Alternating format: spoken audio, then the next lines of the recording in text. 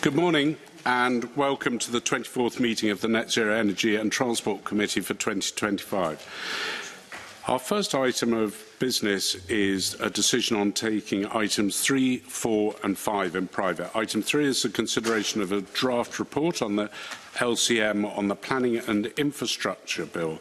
Item 4 is the consideration of the committee's approach to Stage 1 scrutiny of the Ecocide Scotland Bill. And item 5 is consideration of the committee's work programme. Are we agreed to take these items in private? Agreed. We are agreed. Our second item of business this morning is at Stage 2 consideration of the Land Reform Scotland Bill.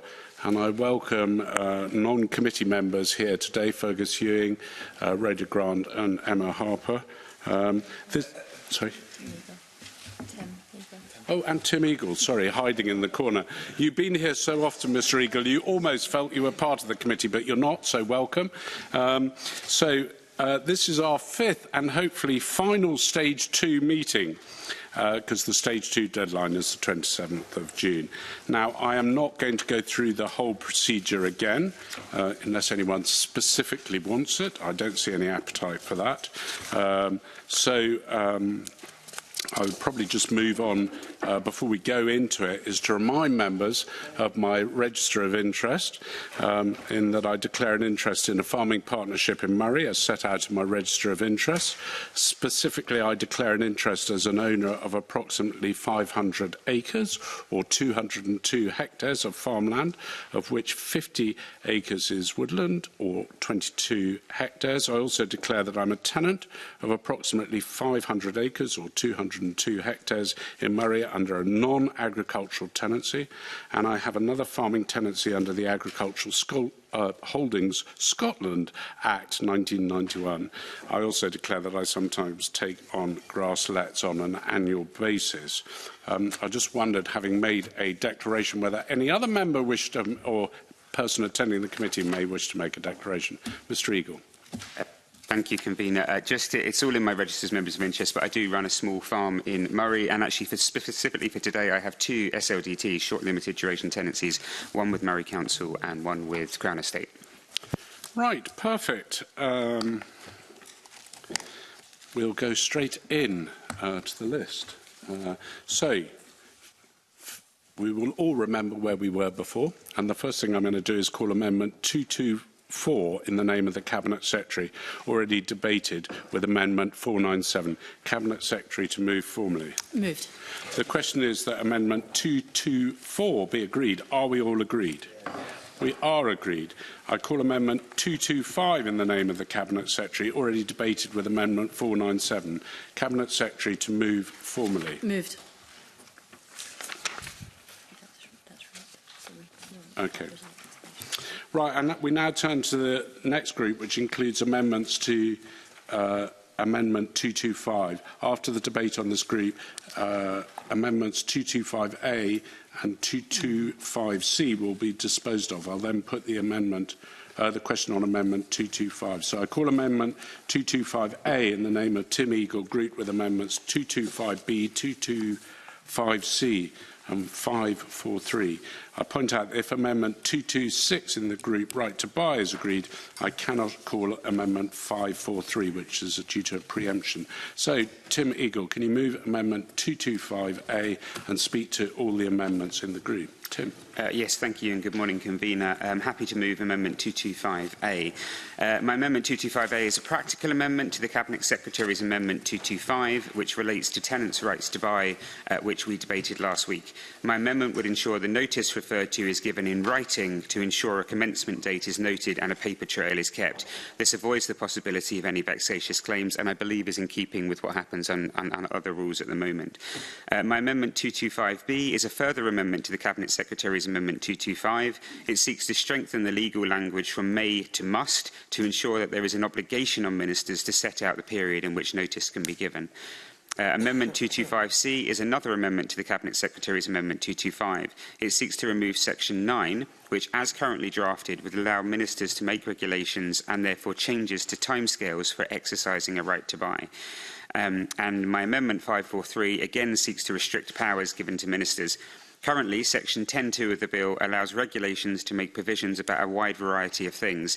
It relates to the Agricultural Holdings Scotland Act 2003 and would allow ministers to modify sections 24 to 28. It also allows Scottish ministers, if they consider it necessary, to make consequential provisions which modifies other provisions in that part of the Act. I believe that the scope of these powers is far too wide. It could allow for numerous unspecified changes to be made by regulations. Therefore, my amendment seeks to delete these lines, and instead I would invite the Cabinet Secretary to redraft a narrower and more specific provision for Stage 3. Thank you. Thank you very much. I'm looking to see if any other member wishes to speak in this. No one. Cabinet Secretary, over to you.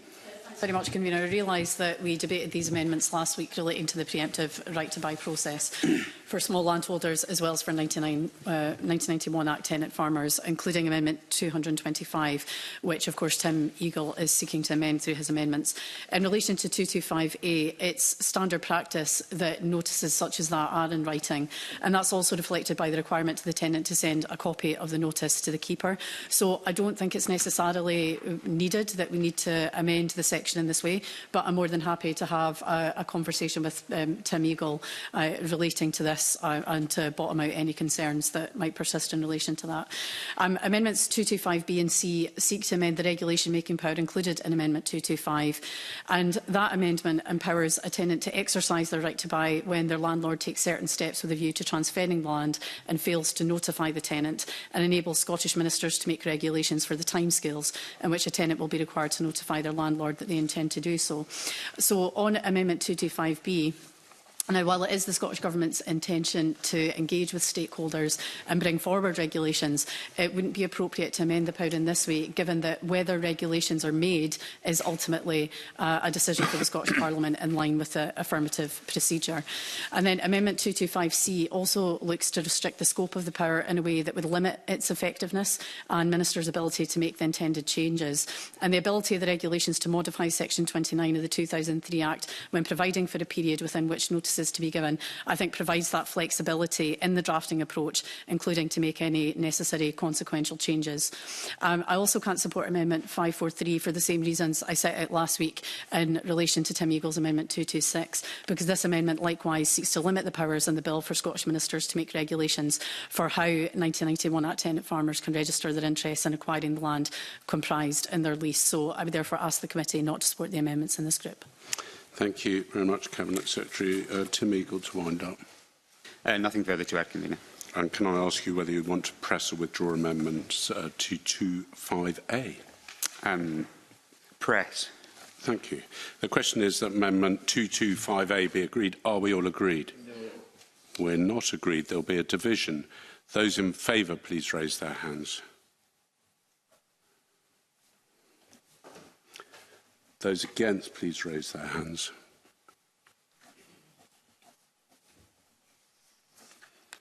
So Amendment 225A, there's 3 votes for, there's 4 votes against, therefore Amendment 225A is not agreed. I call Amendment 225B in the name of Tim Eagle, already debated with Amendment 225A. Tim Eagle to move or not move? Move. The question is Amendment 225B be agreed. Are we all agreed? No. We're not agreed. There'll be a division. Those in favour, please raise their hands. Those against, please raise their hands.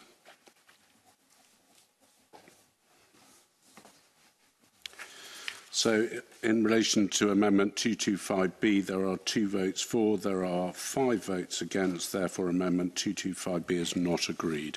I call Amendment 225C in the name of Tim Eagle, already debated with Amendment 225A. Tim Eagle to move or not move? Not move. Okay. Cabinet Secretary, can I ask you to press Amendment 225? Moved. Okay.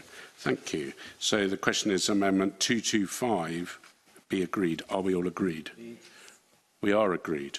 I call Amendment 226 in the name of Tim Eagle, already debated with Amendment 497.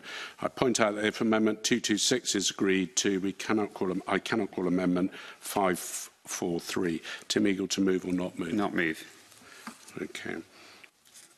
So I call Amendment 543 in the name of Tim Eagle, already debated with Amendment 225A. Tim Eagle, to move or not move? Move.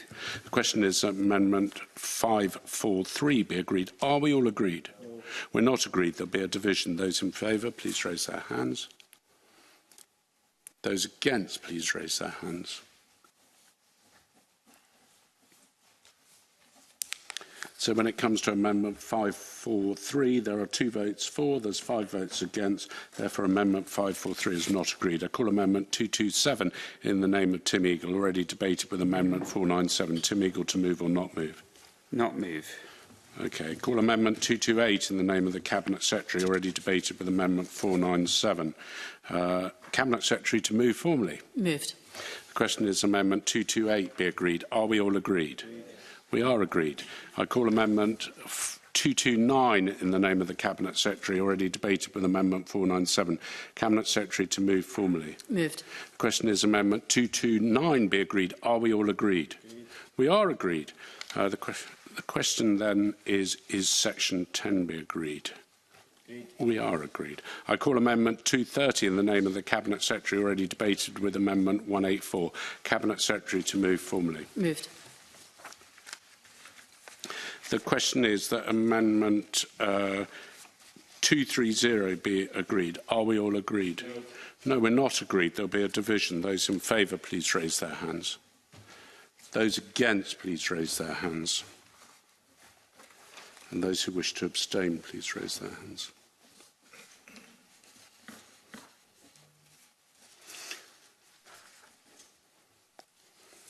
So in relation to Amendment 230, there's 5 votes for, there's 1 vote against, there's 1 abstention. Therefore, Amendment 230 is agreed. Call Amendment 231 in the name of the Cabinet Secretary, already debated with Amendment 184. Cabinet Secretary, to move formally. Moved. So the question is Amendment 231 be agreed. Are we all agreed? No, we're not agreed. There will be a division. Those in favour, please raise their hands. Those against, please raise their hands. Those who wish to abstain, please raise their hands. So there are 6 votes for Amendment 231. There's no votes against. There's 1 abstention. Therefore, Amendment 231 be agreed. I call Amendment 232 in the name of the Cabinet Secretary, already debated with Amendment 184. Cabinet Secretary, to move formally. Moved. The question is Amendment 232 be agreed. Are we all agreed? No. We're not agreed. There'll be a division. Those in favour, please raise their hands. Those against, please raise their hands. Those who wish to abstain, please raise their hands.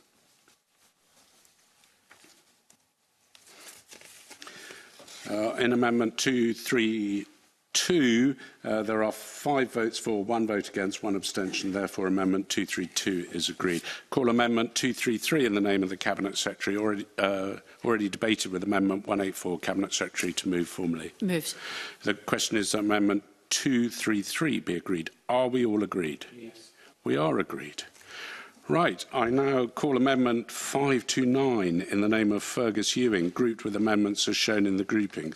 I remind members that preemptions in this group are as set out in the grouping. Fergus Ewing to move Amendment 529 and speak to all amendments in the group. Fergus. Well, thank you, Convener. Good morning, Cabinet Secretary and everybody, and thank you for having me.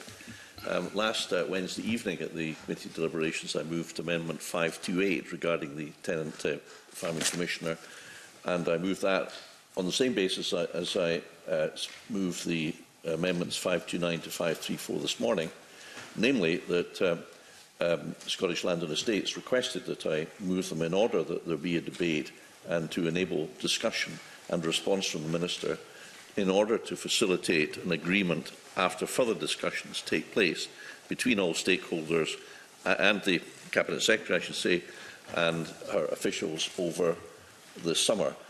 So in moving this amendment, I just think I should make clear that I'm not expressing partiality for one side or another. You could say, Convener, that I'm taking an independent stance. Turning to, in the hope that that agreement can emerge after the discussions that have already taken place, fruitful discussions, as I think both landlords and tenants recognise.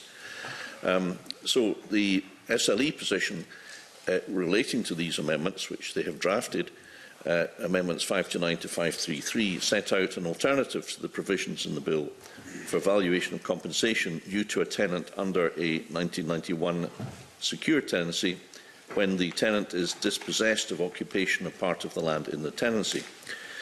Amendment 534 deals with the more modern fixed duration tenancies created in 2003 and would not apply changes to the statutory default terms of those tenancies.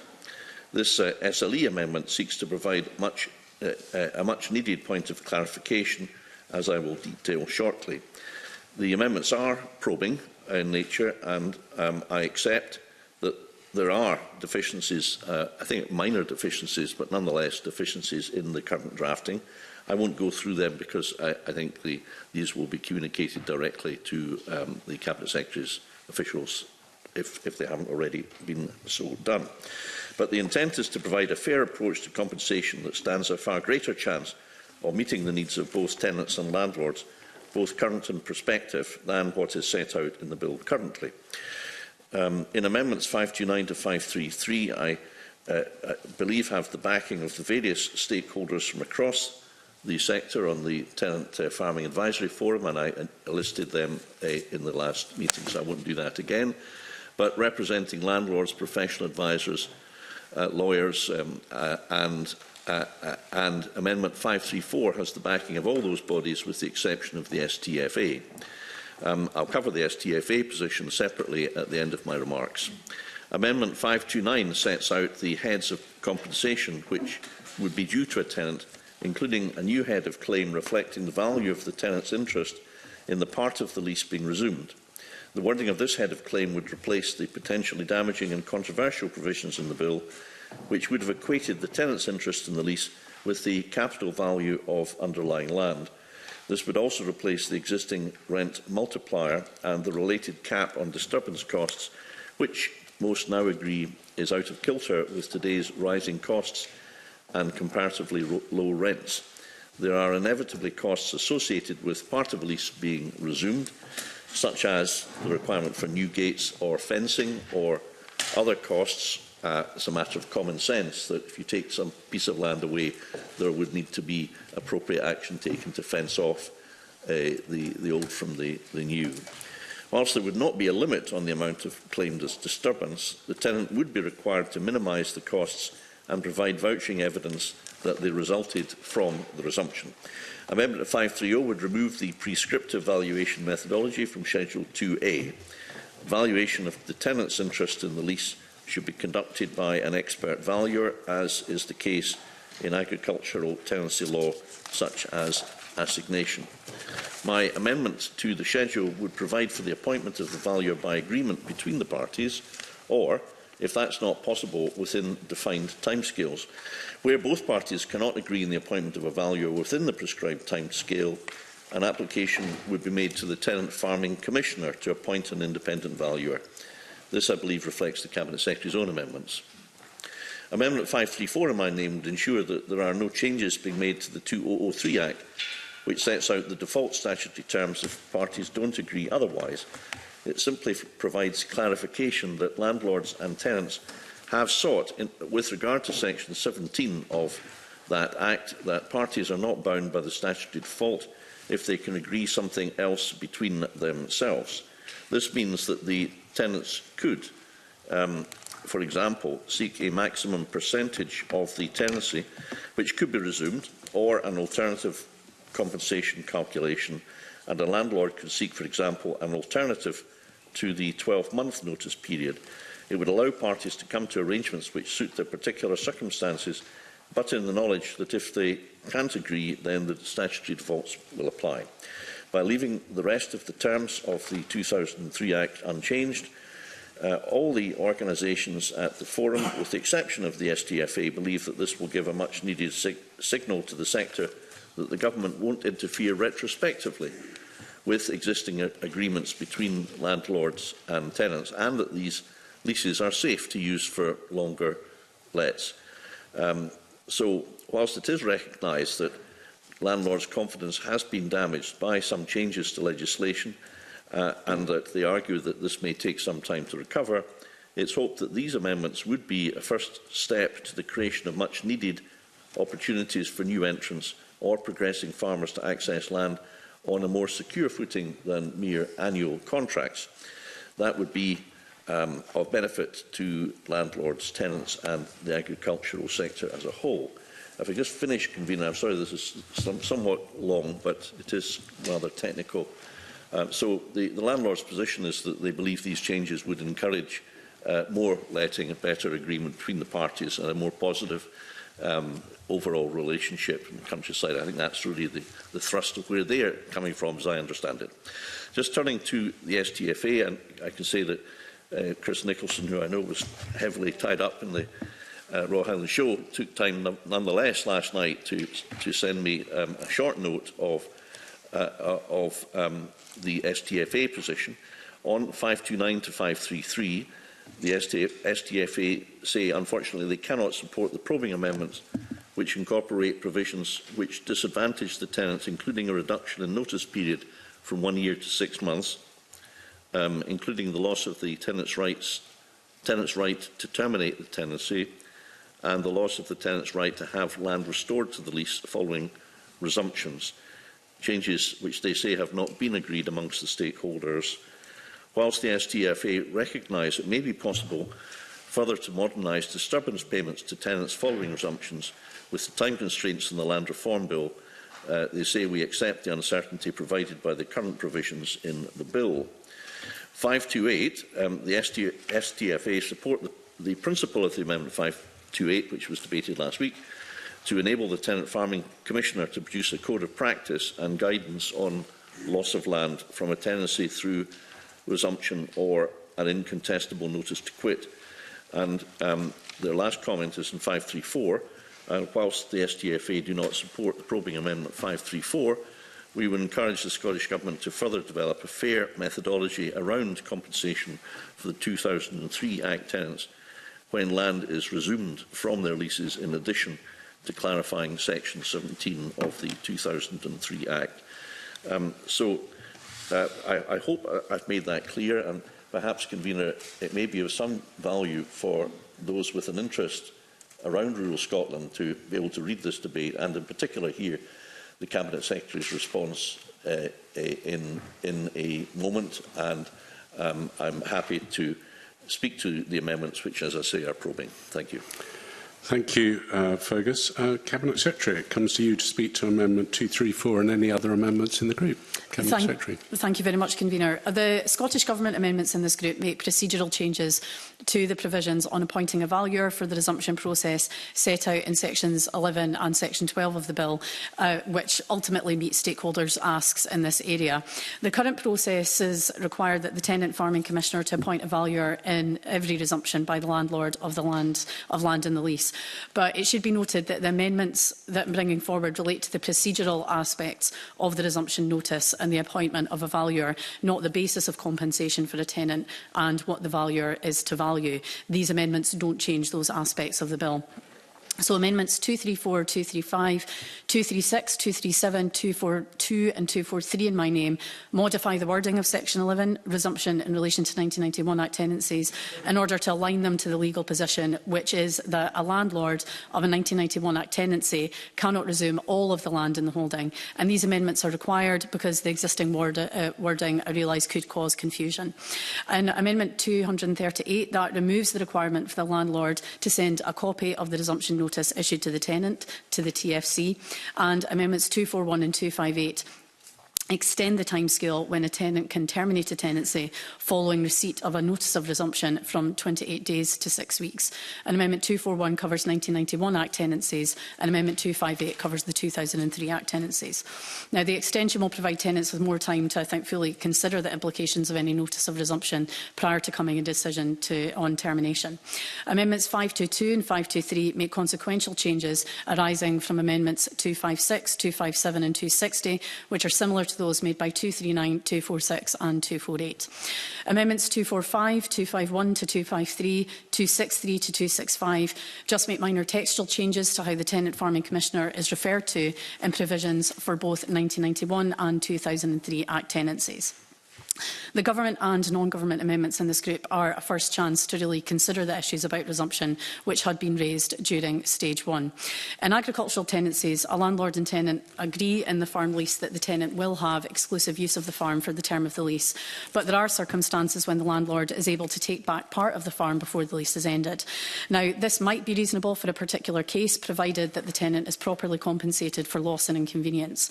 Now, all sides agree that the current level of compensation for resumption is too low and therefore unfair. The bill changes this for both 1991 Act tenancies and for those under the 2003 Act. Now, the approach for both types of farm lease is for the landlord and the tenant to share the uplift in the value of the land being resumed. This capital value approach uses the model previously agreed by this Parliament for compensation for relinquishment of tenancies. Yes. We did have this discussed quite a large part of the committee session on that exact principle, which wasn't agreed by the Tenant Farming Commissioner. Why are you sticking to something that the Tenant Farming Commissioner advised you not to do? Again, because this has an approach, I realise that there's been a lot of discussion around this over the course of the past few years. But again, I think because it is a model that has been previously agreed, it's one that we're intending to maintain here. Now, I appreciate that there is a debate and discussion around the general approach that's been taken, and I've listened carefully to the views, and including from Fergus Ewing's in relation to his comments about his amendments, which offered an alternative valuation methodology. Now, Tim Eagle's amendment 240 proposes to decrease the amount of time between the landlord serving a notice of resumption to a tenant and the date of that resumption, which would interfere with the valuation process following the serving of a notice of resumption. And I think, given the range of factors at play in evaluation, I think this unnecessarily restricts the timing of this part of the process. I am grateful to Fergus Ewing, as well as to others, for raising the issues that are brought about by the introduction of these amendments. But again, I haven't heard anything to really convince me that we need a different approach to the valuation of 1991 Act claims. The bill already provides an affirmative power which enables Scottish ministers to revise the valuation method for resumptions for 1991 Act tenancies. And I am committed to proceeding with the measures that we've set out. But I do also agree that we need to explore whether a different approach would be better for the 2003 Act tenancies. It's important that I think we do everything we can to reach a consensus about how to value that type of claim. And it's also really important that we don't kick this issue into the long grass either. So accordingly, I would reiterate the offer that I believe I did make last week in relation to work with Fergus Ewing and other members of the committee too, and have those discussions to enable us to bring forward an amendment at stage 3, which would give ministers an appropriate regulation-making power for the 2003 Act tenancies. I also intend to bring forward a similar amendment at stage 3 to address, I think, the points that no doubt Rhoda Grant will speak to in relation to her amendment 382, so that we can deal with concerns about ensuring fair compensation for a tenant who receives an incontestable notice to quit from their landlord. Of course, that's different from resumption, but the concerns were raised as part of that debate. So, to conclude, I would ask members to not to support either the amendments from Fergus Ewing or Tim Eagle, and as well as Rhoda Grant's amendments, and I would move Amendment 234. Thank you very much, Cabinet Secretary. Tim Eagle to speak to Amendment 240 and any other amendments in the group. Tim. Thank you, Convener. As drafted, the bill requires notice to be given by the landlord before resumption of at least a year before resumption takes place. My Amendment 240 seeks to reduce that period to 6 months. I personally don't think it's reasonable to expect landlords to provide a full year's notice that they want to resume the land from a tenant, but also requiring this, it could cause the landlord challenges going forward with what they intend to resume the land for. And I guess what I'm really trying to do there is stop the slowing down of rural development, which we all want to see. In regards to Fergus Ewing's amendments, and having listened to the Cabinet Secretary there, my understanding is that the Tenant Farming Advisory Forum worked very hard on bringing these all forward, and everybody agreed up until very recently. So I do wonder whether there is, I think the Cabinet Secretary did just say that, but I do wonder if there is a pressing need to discuss this over the summer moving forward, because a thriving tenanted sector is absolutely vital for our rural communities, and it's really important, I think, we get this right moving forward. Thank you very much, Tim. I'm going to call Rhoda Grant to speak to Amendment 382 and other amendments in the group. Rhoda. Yeah, thank you, Convener. The concern that my amendment is trying to address, and indeed the other amendments in this group, is that the unintended consequence where it may be more cost-effective to a landowner to resume the whole farm rather than part of it, if they need part of it for development. So my amendment is quite simple in that it just suggests that the valuation should take that into account. But I'm happy to have further discussions with the Cabinet Secretary, because I think that's something we need to sort out. I'm not seeking to in any way kind of constrain the compensation a tenant would get. I think it's right that they should be compensated. But if the unintended consequence is they lose their whole farm rather than part of the farm, then that's obviously not a good situation to be in. So I won't press my amendment on the understanding we maybe get some discussions ahead of stage 3 on how to sort out the anomaly. Thank you. Just looking around to see if any other member wishes to speak. I may say a few words then, if I may. I find it really difficult, this, because we heard during the evidence session that there has been definite slowdown in the tenanted farming sector as a result of changes to previous legislation where contracts were entered into and agreed by both parties.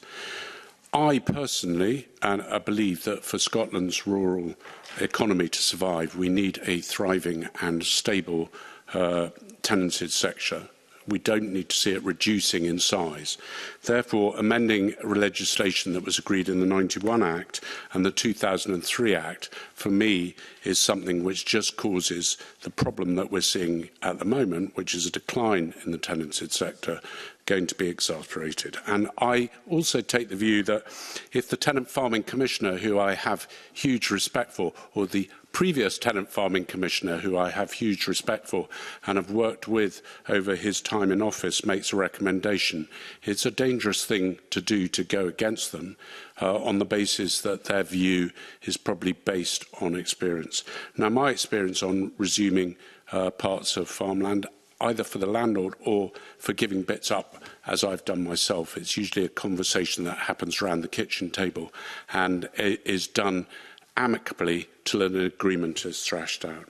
My problem with the amendments that are being made on the 91 and 2003 is that it makes the situation open-ended.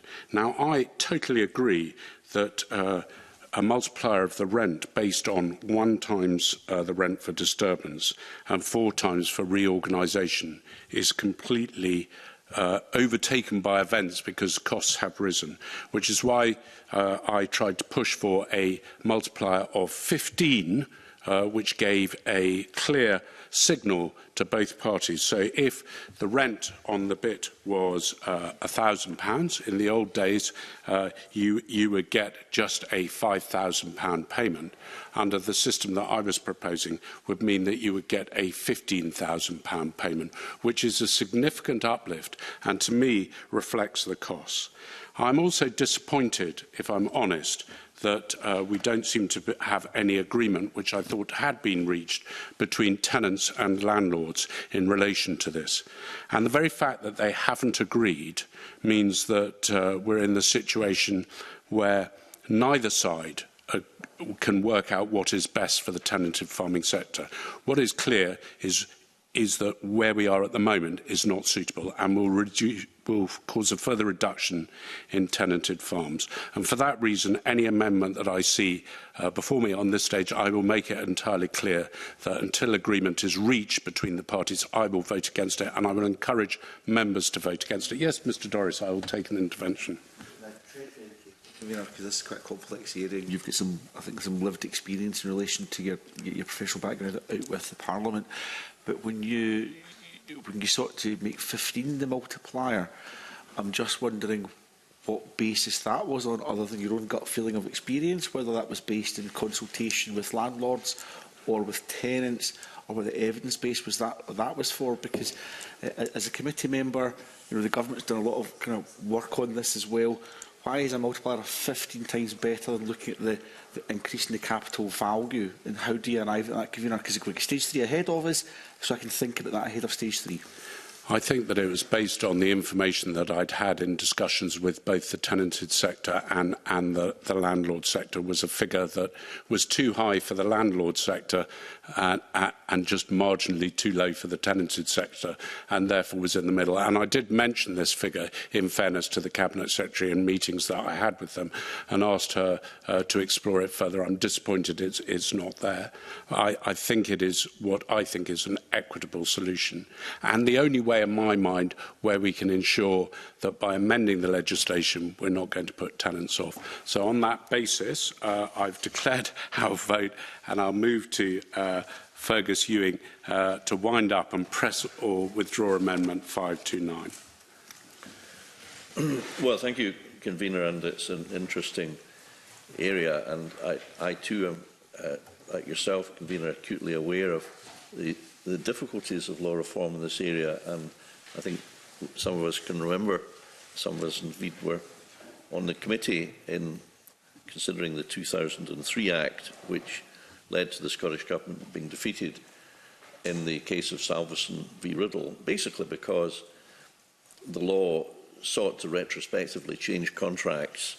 At the end of the day, that was deemed to contravene, I think it was Article 1 of the first protocol of the ECHR, which protects property rights. And therefore, just as a matter of principle, it's a difficult area because there is a risk that any retrospective change of contracts will lead to the legislation hitting the rocks. I mean, I was part of that committee. I don't think the ECHR was ever mentioned at that point, but I believe it to be the case that officials are very much now aware of it since, unsurprisingly perhaps. So I just say that because it's a difficult area, and like the Convener, I think it would be preferable that both sides, tenants and landlords, could reach an agreement. I think the fact that there is the summer now is a useful opportunity. So in not pressing the amendment, I would thank the Cabinet Secretary for listening to the arguments. I hope that the parties can come together. I don't think they're that far apart, and that an agreement can be reached. And I think that would be better than anything to be imposed upon them, as past experience perhaps has shown. But in saying all of that, I must caveat that I'm a lawyer, but I'm by no means an expert in this area. And had I been in practice now, there's no way I would have taken on any such litigation for fear of risking invoking my professional negligence insurance. Thank you. So I believe Fergus Ewing wishes to withdraw Amendment 529. Does anyone object to this amendment being withdrawn? Thank you. I call amendments. Yeah.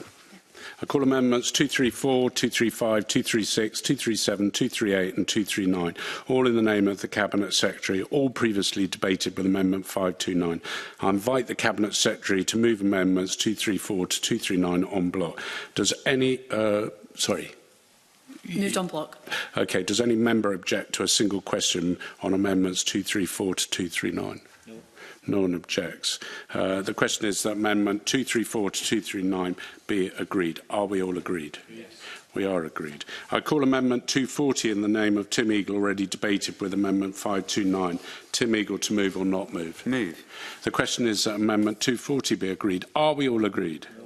We're not agreed. There'll be a division. Those in favour, please raise their hands. Those against, please raise their hands. So on Amendment 240, there's 2 votes for, there's 5 votes against. Therefore, Amendment 240 is not agreed. I call Amendment 241, 242, 243 and 245, all in the name of the Cabinet Secretary and all previous... Sorry? 244. You jumped from 240 to 245. Trying to move things along too quickly, I'm told by the clerks. Right, we'll get this right. I'm calling amendments 241, 242, 243, 244 and 245, all in the name of the Cabinet Secretary, all previously debated with Amendment 529. I invite the Cabinet Secretary to move amendments 241 to 245 en bloc. Moved en bloc. The question, does any member wish to object to a single question being put on amendments 241 to 245? Yes. There is an objection, so we'll move each amendment in turn. So I, So the question is that so I call Amendment 241. it's already moved on block, so you don't need to ask her to move each one. Just take Okay. votes on each Yep. Cabinet Secretary, I'm going to save you moving each one because you moved them en bloc. This is what I'm being reminded. So I call Amendment 241 in the name of the Cabinet Secretary. All those in favour, please raise their hands. All those against, please. I didn't catch that. Sorry. Keep all those in favour raise their hands. Sorry, I'm again moving too quickly. All those against, please raise their hands. Okay, so on Amendment 241, there's 5 votes for, there's 2 votes against. Therefore, Amendment 241 is agreed.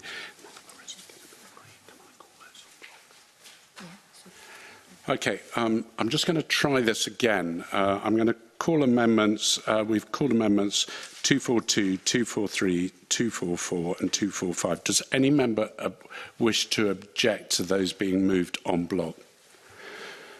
No member wishes to object to a single question being put on amendments 242, 243, 244 and 245. The question is, are those amendments agreed? Yes. We are agreed. Sorry, when I go off script, I have to make sure that I'm in the right ballpark. So, call Amendment 530 in the name of Fergus Ewing, already debated with Amendment 529. I point out that if Amendment 530 is agreed, I cannot call Amendments 246, 247, 248, 249, 531, 250, 251, 252 and 253. Fergus Ewing to move or not move? Not moved. I've got to save myself a list there. Sorry? You can. Sorry. So, the question is, the Amendment 530 in the name of Fergus Ewing be agreed. Are we all agreed? We're not agreed. Those in favour, please raise their hands. Those against, please raise their hands.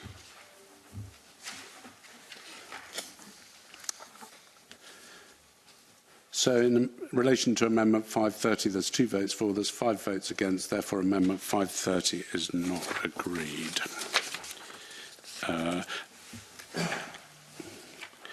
So I call Amendment 246, 247, 248 and 249, all in the name of the Cabinet Secretary and all previously debated with Amendment 529. I invite the Cabinet Secretary to move Amendments 246 to 249 en bloc. Moved en bloc. So the question is, does any member object to a single question being put on Amendments 246 to 249? No. So the question is that Amendments 246 to 249 be agreed. Are we all agreed? We are agreed. So I call Amendment 531 in the name of Fergus Ewing, already debated with Amendment 529. Fergus Ewing to move or not moved? Not moved. Okay, call amendments 250, 251, 252 and 253, all in the name of the Cabinet Secretary and all previously debated with Amendment 529. Invite the Cabinet Secretary to move amendments 250 to 253 en bloc. Does any member wish to object to... Sorry? she's not moved yet. Oh. God, I'm cutting you out now, Cabinet Secretary. Let me see. Would you like to move them en bloc, Cabinet Moved en Secretary? bloc. I thought you might. Does any member object to a single question being put on amendments 250 to 253? So the question is amendments 250 to 253 be agreed. Are we all agreed? Right down the bottom of the page. Yeah. So, Page before. what's that? The one you've just... Right down the bottom. Sorry? Yeah, I thought we did that. We just did that. we didn't do 532. Okay. Call Amendment 532 in the name of Fergus Ewing, already debated with Amendment 529. Point out that if Amendment 532 is agreed, I cannot call Amendments 533 and 382. Fergus Ewing to move or not move? Not moved. So I call Amendment 533 in the name of Fergus Ewing, already debated with Amendment 529. Fergus Ewing to move or not move? Not moved. So I call Amendment 382 in the name of Rhoda Grant, already debated with Amendment 529. Rhoda Grant to move or not move? Not moved. I call Amendment 254 in the name of the Cabinet Secretary, already debated with Amendment 529. Cabinet Secretary to move formally. The question is Amendment 254 be agreed. Are we all agreed? We are agreed. Call Amendment 255 in the name of the Cabinet Secretary, already debated with Amendment 529. Cabinet Secretary to move formally. Moved. The question is Amendment 255 be agreed. Are we all agreed? We are agreed. The question is that Section 11 be agreed. Are we all agreed? We are agreed. Right. I call Amendments 256, 257, 258, 259, 522, 260, 523, 261, 262, 263, 264, 265, 266 and 267, all in the name of the Cabinet Secretary and all previously debated with Amendment 529. I invite the Cabinet Secretary to move Amendments 256 to 259, 522, 260, 523 and 261 to 267 en bloc. Moved en bloc. Thank you. Does any member object to a single question being put on Amendments 256 to 259, 522, 260, 523, 261 and 267? No. Okay. So the question is that Amendments 256 to 259, 522, 260, 523, 261 to 267 are agreed. Are we all agreed? Okay.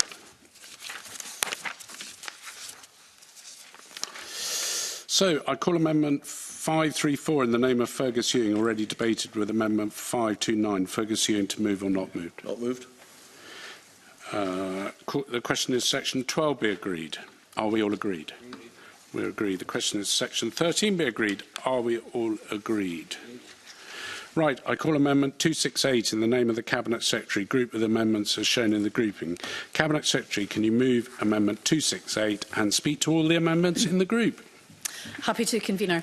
The amendments in my name just really reflect the commitment that I made during Stage 1 to clarify the proposed new Schedule 5 of the 1991 Act, following, I think, the range of evidence and information that had been provided by tenant farming stakeholders. So Amendment 287 removes Part 4 of Schedule 5, which contains a list of improvements that facilitate or enhance sustainable or regenerative agricultural production. Amendments 282 to 285 subsequently modify Parts 1 to 3 of the schedule to rehome those improvements included in Part 4, and they'll now be included in the illustrative lists for which the consent of the landlord is required, or that the tenant may be required to notify the landlord. I support Ariane Burgess's Amendment 286, which adds 2 of the improvements listed in Part 4 to Part 3 of the schedule. Amendments 271, 275, 276, 277 modify the provisions on the Land Court determining whether to approve a proposed improvement following the removal of Part 4, and the Court will still be required to consider whether an improvement is likely to facilitate or enhance sustainable or regenerative agricultural production, and the corresponding improvements for this will be set out alongside these provisions rather than in Part 4 of Schedule 5. Amendments 272, 273, 274 provide the process for notifying a landlord or obtaining their consent to carry out an improvement, and the changes include requiring the landlord to provide written reasons to the tenant when they've not agreed on the terms of consent for a proposed improvement, or when they object to a proposed improvement following notification by a tenant. Amendments 268 to 271, 275, 278, 279, 281 and 288 are minor, related and consequential amendments to those already discussed. So I would hope that members could support these amendments. Now, turning to Meagle's amendments, Amendment 544 sets out a statutory process for the landlord to request further information from the tenant about a proposed improvement for which the landlord's consent is sought, including the timescales for response and the effect of failing to do so. I think this would add unnecessary complexity to the process and place an unreasonable burden on the tenant to respond to a further information request. Amendment 535 permits the landlord to notify the tenant that they will carry out improvements required by enactments or the lease on the tenant's behalf, and I think this could have an effect on the rental value as improvements paid for by the landlord are included in rental calculations. I ultimately understand what these amendments are trying to resolve, but I do think that this needs further discussion and consideration with the industry, and I'm not too sure the bill is the right place to do that. This would be something for future legislative change, though, as the range of unintended consequences do need to be fully considered, given the interface of this amendment with not only the houses on a tenancy, but the rental values of tenancies too. Amendment 277 276A modifies the list of matters which the Scottish Land Court must consider when deciding whether or not to approve the carrying out of an improvement. And this list would include whether sufficient information has been provided to the landlord to enable them to make an informed decision, which is a new duty that Tim Eagle seeks in Amendment 544. Now, Scottish ministers already have the ability to prescribe the information which a tenant's notice is to include. There may, however, be cases for various reasons where there might be less information available. But ultimately, it's within both parties' interest to provide sufficient information in relation to a proposed improvement, given that the tenant is either seeking the landlord's consent or hoping that they don't object following a notice. So I don't think that the amendment is therefore necessary. Amendment 280 seeks to require the affirmative procedure be used to alter the illustrative activities from the non-exhaustive lists for Part 1 and Part 2 and to add any activities to Part 3 of Schedule 5. Now, in my response to the Stage 1 report, I confirmed that we are committed to working closely with stakeholders before bringing forward any changes that might be helpful for the sector. But there are also technical drafting issues in relation to this amendment, and it fails to make a necessary consequential change. Amendment 540 restricts the ability of a tenant to object to a proposed improvement detailed in a landlord improvement notice under Section 14A. So this would mean that then that a tenant would be prohibited from objecting to an improvement if it relates to an item of fixed equipment considered by the landlord to be an economic requirement for the purposes which the farm is let, and the landlord has given the tenant the opportunity to relinquish the item. A tenant would also not be entitled to compensation if an item of fixed equipment was relinquished in such circumstances. I think this is a significant amendment with a potential range of unintended consequences, and it would place financial burdens on tenants with no ability to recover costs if the item was relinquished. So accordingly, I would ask members not to support Tim Eagle's amendments in this group. Can you speak to Amendment 544 and any other amendments in the group? Yes, thank you, Convener. Section 14 of the Bill applies to compensation for improvements under the Agricultural Holdings Scotland Act 1991. As drafted, the Bill requires a tenant to give notice to a landlord requesting consent to proposed improvements.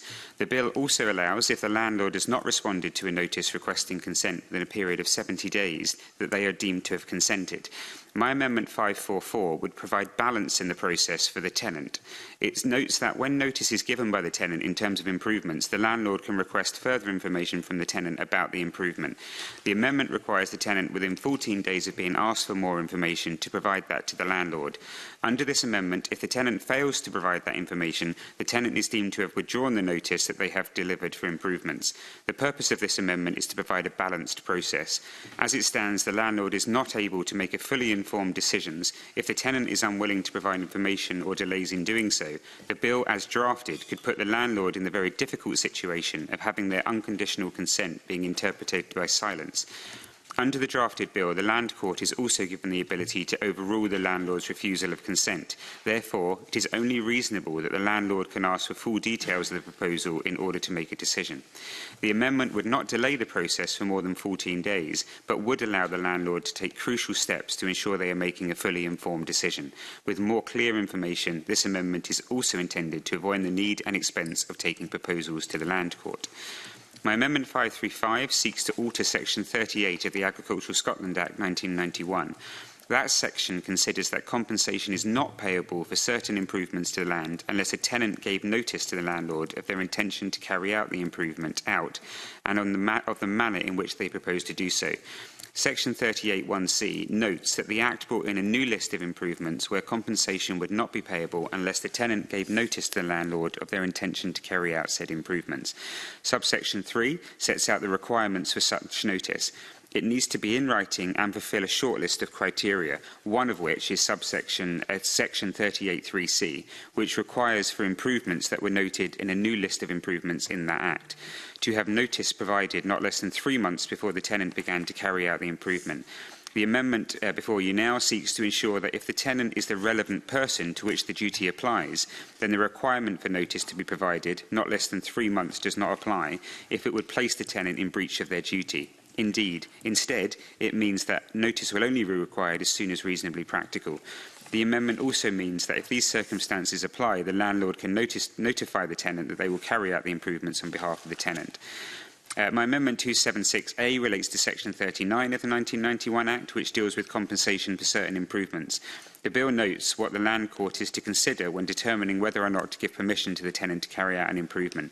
This amendment relates to the new subsection 1BA inserted by my earlier Amendment 544. It means that the Land Court needs to give consideration to whether sufficient information has been provided to the landlord following the tenant giving notice that they intend to carry out an improvement and the landlord asking for more information. My Amendment 540 seeks to add a new part following Section 14, which deals with compensation for improvements. This amendment will modify the Agricultural Holdings Scotland Act 1991, particularly Section 14B, which deals with objections by the tenant to improvements notices given by the landlord. In that section, the tenant is able to object to an improvement notice before the end of the period of 2 months, beginning with the day on which the tenant receives the notice. That notice must be dated and must state the tenant's reasons as to why the improvement is not necessary to enable the tenant to fulfil their responsibilities to farm the holding in accordance with the rules of good husbandry. This amendment adds to that, noting occasions where the tenant cannot object to an improvement notice. This would be in instances where an item of fixed equipment, subject to an improvement noticed, is considered by the landlord to be for an economic purpose for which the farm is let. It would also include where the tenant is given the opportunity to relinquish the item of fixed equipment. Thank you. Thank you very much. And I'm going to call Mark Ruskell to move Ariane Burgess' Amendment 286 and speak to any other amendments in the group. Convener, and apologies again from Ariane Burgess, who's convening Local Government Housing Planning Committee this morning. So as already mentioned by the Cabinet Secretary, Amendment 286 is related to the other amendments in this group, which clarify whether the improvements currently set out in Part 4 of Schedule 5 will be moved to Parts 1, 2 or 3. Now, this amendment moves two of the kinds of improvements to Part 3, meaning that a tenant does not need to seek the landlord's consent or notify them in order to carry out these improvements. These improvements concern creating species-rich pasture and converting the holding, or a significant part of it, to a standard of organic farming that is capable of being accredited by a recognised accreditation body. It's important that our tenant farmers are able to make these improvements to enable them to undertake more sustainable and regenerative agricultural practices. The improvements will help support biodiversity through increasing the amount of species-rich pasture available for insects and vertebrates, while providing more species-rich grazing for our livestock, and the change in approach will assist tenant farmers in their conversion to organic farming. And I should note that the success of the Government's Organic Action Plan, the increase that we're now seeing in organic conversion across different land classes, and the subsequent growth in the market for organic produce is very, very positive at the moment. So I encourage members to support this amendment. So you can see if any other members are going to speak. I have to say that some of the terminology I've read in here, warping and weiring and ossia beds, take me back to planning days, and I'm not quite convinced that I understand that warping and weiring, whilst maybe an improvement, would be allowed under the law and in relation to modifying watercourses without strict consent, and I think it would be under the Controlled Activities Regulations. Maybe you could just cover that off when you're summing up, Cabinet Secretary, to which you come to now. Thank you very much, Convener. I'd have to look at that specifically in relation to that point, but other than that, I don't have anything further to add to my comments. Oh, well, thank you. The question be that Amendment 268 be agreed. Are we all agreed? Yes. Oh, everyone was very quiet there. Obviously lulled you into a full sense of security. We are agreed, so I call Amendment 269 in the name of the Cabinet Secretary. Already debated with Amendment 268. Cabinet Secretary to move formally. Moved. The question is Amendment 269 be agreed. Are we all agreed? We are agreed. I call Amendment 270 in the name of the Cabinet Secretary. Already debated with Amendment 268. Cabinet Secretary to move formally. Moved. The question is Amendment 270 be agreed. Are we all agreed? We are agreed. I call Amendment 544 in the name of Tim Eagle, already debated with Amendment 268. Tim Eagle to move or not move? Move. The question is Amendment 544 be agreed. Are we all agreed? Yes? Oh, we're not. There'll be a division. Those in favour, please raise their hands. Those against, please raise their hands. So on Amendment 544, there's 2 votes for, there's 5 votes against. Therefore, the amendment is not agreed. Call amendments 271, 272 and 273, all in the name of the Cabinet Secretary and all previously debated with Amendment 268. I invite the Cabinet Secretary to move amendments 271 to 273 en bloc. Moved on block. So, does any member object to a single question being put on amendments 271 to 273? No. The question is that amendments 271 to 273 be agreed. Are we all agreed? I call amendment 535 in the name of Tim Eagle, already debated with amendment 268. Tim Eagle, to move or not move? Move.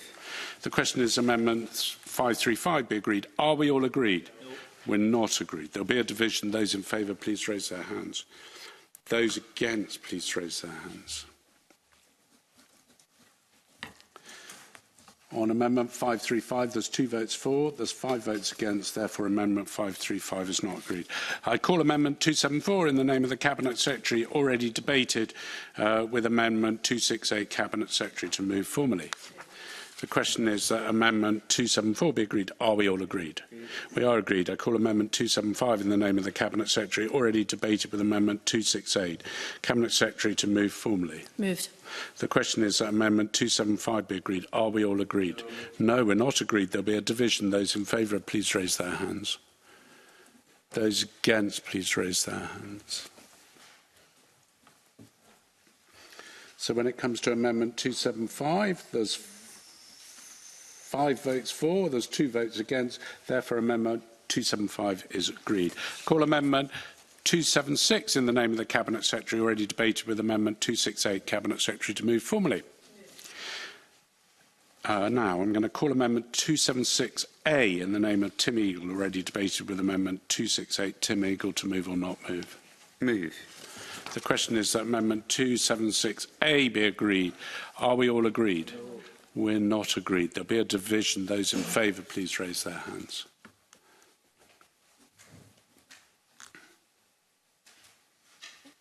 Those against, please raise their hands.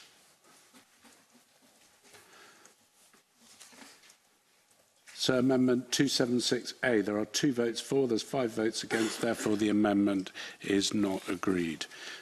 She's already moved that, hasn't she? So, She should still get the option to press or withdraw, even though we know she'll be. okay. Apparently, Cabinet Secretary, I have to give you the opportunity to press or withdraw Amendment 276.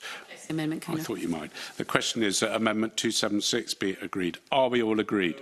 No, we're not. There'll be a division. Those in favour, please raise their hands. Those against, please raise their hands.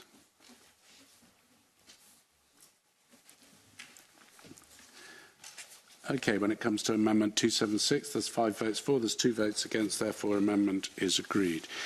I call Amendments 277, 278, 279 in the name of the Cabinet Secretary, all previously debated with Amendment 268. I invite the Cabinet Secretary to move Amendments 277 to 279 en bloc. The question is, does any member object to a single question being put to Amendments 277 to 279? I do. So, well, there's 2 of us. So, therefore, we will move each amendment in turn. I'm therefore calling Amendment 277 in the name of the Cabinet Secretary. Those in favour, please raise their hands. Those against, please raise their hands. So when it comes to Amendment 277, there's 5 votes for, there's 2 votes against, therefore the amendment is agreed. I call Amendment 278 in the name of the Cabinet Secretary. Those in favour, please raise their hands.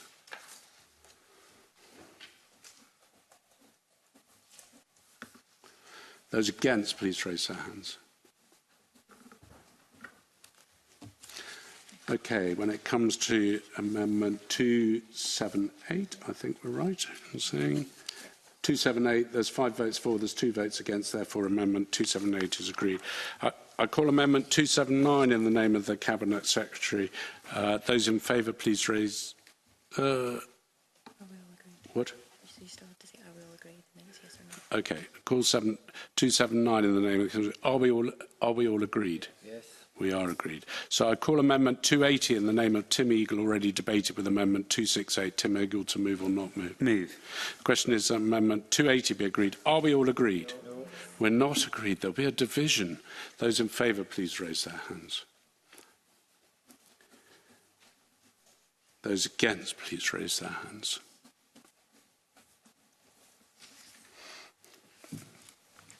Okay, so in Amendment 280, there's 3 votes for, there's 4 votes against, therefore Amendment 280 is not agreed. I call Amendment 281, 282, 283, 284 and 285, all in the name of the Cabinet Secretary and all previously debated with Amendment 268. I invite the Cabinet Secretary to move Amendments 281 to 285 en bloc. Cabinet Secretary. Thank you. Does any member wish to object to a single question on Amendments 281 to 285? Yes. Right. Now, I'm just going to ask, can I ask Mr Lumsden which amendment it is? I wish to vote no against 282 and 285. Okay, so we'll go through each amendment. So I call Amendment 281 in the name of the Cabinet Secretary. Sorry? So it's just the question is that 281 be agreed. The question is that 282. Yeah. So the question is on Amendment 281, are we all agreed? Yes. We are agreed. So I call them. So we moved amendments. So in relation to Amendment 282, are we all agreed? No, we're not agreed. There'll be a division. Those in favour, please raise their hands. Those against, please raise their hands.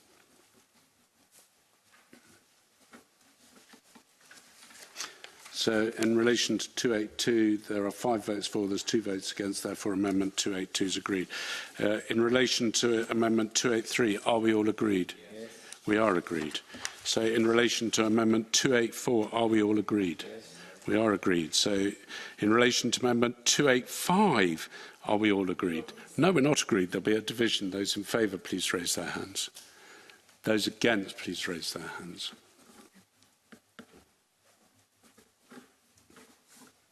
So in relation to Amendment 285, there's 5 votes for, there's 2 votes against, therefore Amendment 285 is agreed. I call Amendment 286 in the name of Ariane Burgess, already debated with Amendment 268. Mark Ruskell, to move or not move? Moved. The question is Amendment 286 be agreed. Are we all agreed? Yes. Sorry? Yes. Did I hear a no? No. So we are all agreed. Thank you. Sorry, my hearing's now playing up. It must be too long. So I call Amendment 287 in the name of the Cabinet Secretary, already debated with Amendment 268. Cabinet Secretary to move formally. Moved. The question is Amendment 287 be agreed. Are we all agreed? Yes. I call Amendment 288 in the name of the Cabinet Secretary, already debated with Amendment 268. Cabinet Secretary to move formally. Moved. The question is Amendment 288 be agreed. Are we all agreed? Yes. Good, we're agreed. The question is Section 14 be agreed. Are we all agreed? Yes. Right, I call Amendment 540 in the name of Tim Eagle, already debated with Amendment 268. Tim Eagle to move or not move? Move. The question is Amendment 540 be agreed. Are we all agreed? No, we're not agreed. There'll be a division. Those in favour, please raise their hands. Those against, please raise their hands. So in relation to Amendment 540, there are 2 votes for, there's 5 votes against, therefore Amendment 540 is not agreed. Now, this seems to be an opportune moment to take a 8-minute break, so I'll see you back here at 10 o'clock.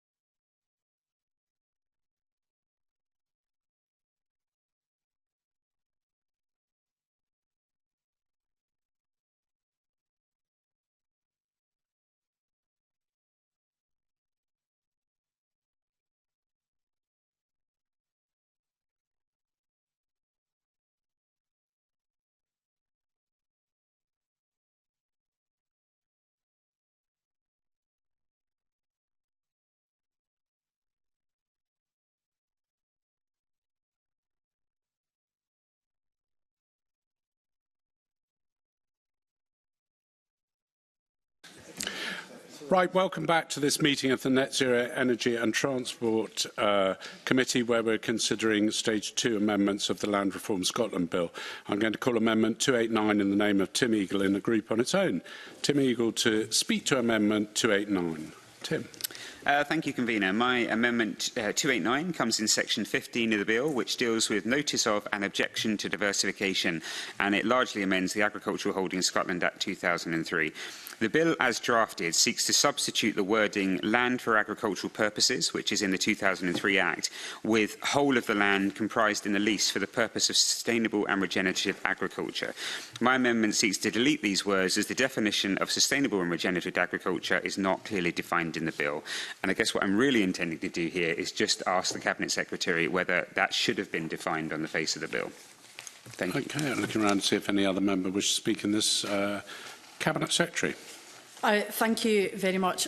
What I would say in relation to Amendment 289 is that it doesn't take account of the need for tenant farming businesses, I think, to be able to play their part in sustainable and regenerative agriculture. And I think when it comes to definitions, the member will no doubt be aware that we had similar discussions throughout the passage of the ARC Act as well. And that was where we set out that we would publish a code of practice, which we did publish last week, which is to provide that guidance and some of those examples, recognising that sustainable and regenerative agriculture is a collection of different practices, and that's how we have addressed that, and again didn't look to define it within that piece of legislation and why we're not looking to define it here. Now, at present, a tenant's landlord can object to a tenant's diversification if it will substantially prejudice the use of the land being diversified for agricultural purposes in the future. Tenants need to be able to take that whole farm approach to making the right decision for them, and as the people actively managing the land, they know more than anyone else, I think, what works and also what needs to be done. And the bill helps them to do that by reforming the grounds that a landlord can object to proposed diversification, being that the diversified use would substantially prejudice the use of all of the land in the lease for the purposes of sustainable and regenerative agriculture. So this amendment would simply mean that we maintain the status quo, that tenant farmers wouldn't have the same ability to take part in or benefit from our future support framework, and it's a backward step that I think should be resisted, and I would ask the committee not to support the amendment. Thank you. Tim Eagle, would you wind up and press or withdraw Amendment 289? I've got nothing further to add, and actually I'm going to withdraw it. Okay, Tim Eagle seeks to withdraw Amendment 289. Does anyone object to this amendment being withdrawn? No one does. So the question is that Section 15 be agreed. Are we all agreed? Questions that 16 to 19 be agreed. Are we all agreed? We are agreed. I call Amendment 290 in the name of Tim Eagle, grouped with amendments as shown in the groupings. Tim Eagle to move Amendment 290 and speak to the amendments in the group. Tim. Thank you, Convener. So this all relates to game damage, and this follows a variety of discussions with groups that are involved in country sports and shooting.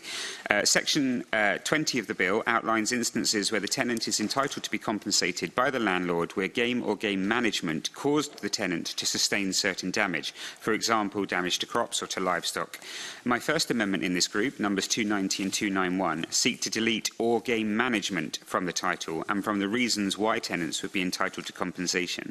It seems unclear to me why game management would contribute to damage in these circumstances rather than just game, such as deer. Moreover, any damage caused by persons relating to game management would already be covered under common law, such as through breach of contract or delict. Section 14 of the bill applies to compensation. Yes, certainly. Sorry, just on game management, one of the issues that sometimes have been mentioned to me in the past is when people are driving around to carry out game management, where there may be continued use of a non-track across grass fields. Now, to put it in the bill might seem, for game management purposes, might make it easier for the tenant to claim should that happen. Do you think common law is a better remedy than actually having that sort of thing within the bill? I don't know if I could answer that right now, Convener. I think whatever you think, Convener.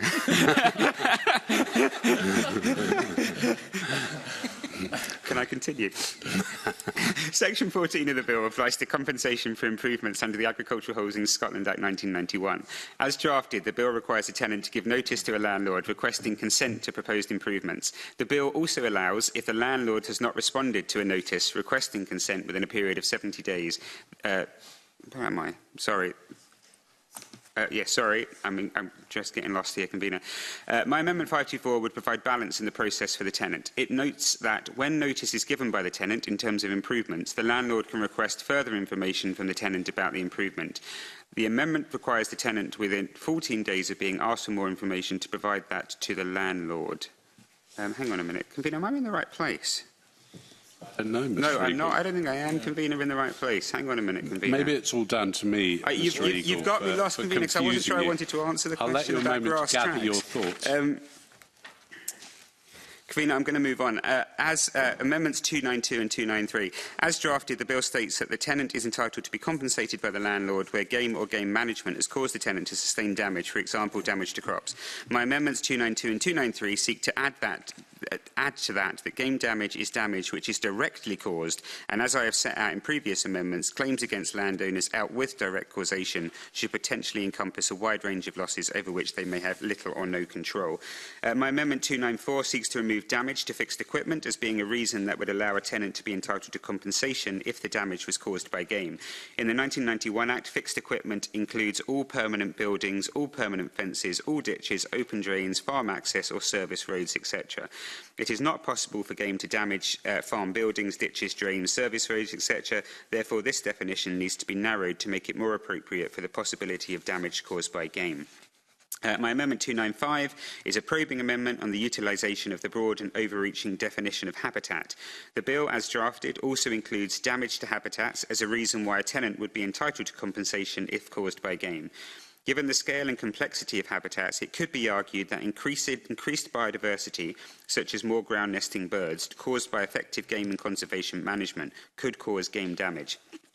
For example, cover crops planted for game birds, encouraging more mammals and birds. Therefore, any amendment seeks to delete damage to habitat, and I look forward to the Cabinet Secretary's explanation on its inclusion on the face of the bill.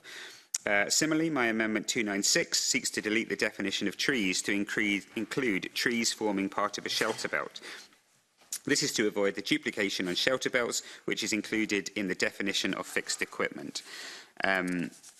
Turning to other amendments in the group, I don't think I would have been able to have supported Emma Harper MSP's Amendment 518 and 519, as I think the power should remain with the Land Court to determine questions such as tenants' entitlement to compensation, rather than using a process of arbitration. But I am keen to listen to the members' reasoning.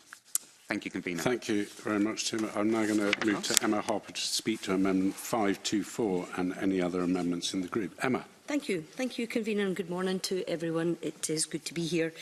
So, Amendment number 524 might seem like a simple replacement of wording, replacing or with and, but the bill as currently drafted may prevent a tenant from claiming compensation for game damage, which includes deer damage, to crops due to the drafting of Section 20, number 2 of the bill. Both Scottish Land and Estates and the Scottish Tenant Farmers Association suggest the following amendment, basically replacing or with and this maintains the current meaning of Section 52 of the 1991 Agricultural Holdings Scotland Act and maintains fairness for both the landlord and the tenant. Amendments number 518 and 519 518 may be considered a probing amendment.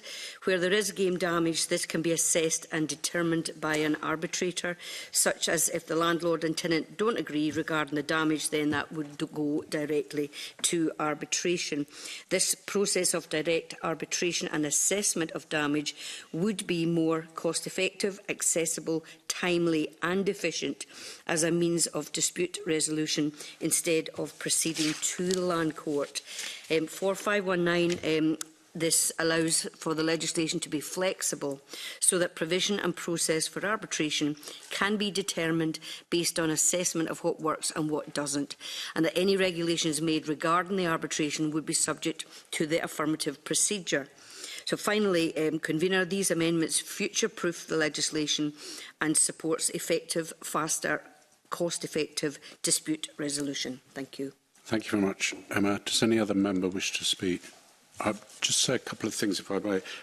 When we debated this and looked at this at stage one, the issue of game damage was discussed, and there was some evidence of game damage being a problem, but the majority of people that we heard evidence from suggested it wasn't.